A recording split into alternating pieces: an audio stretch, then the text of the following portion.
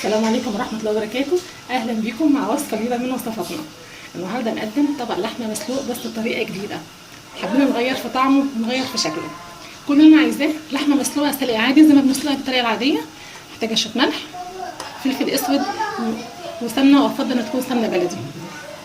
بجيب اللحمة برصها في صينية بالمنظر ده كده، أكون دهنة الصينية سمنة، وأرص اللحمة زي ما احنا شايفينها، وأجيب الملح وأروح رشة فوق اللحمة كده، وادي الفلفل وادي الفلفل،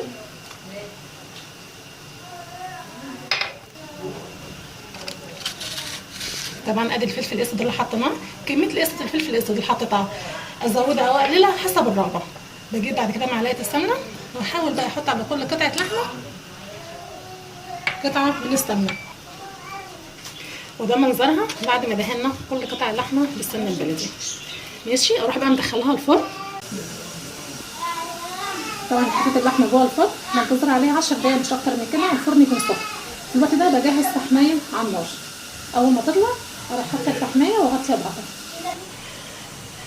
طلعناها خلاص من الفرن بالشكل ده. حطيت ورقه بصله، واجيب الفحمه، اجيب فحمه مولعه احطها على البصله، ونقطتين زيت،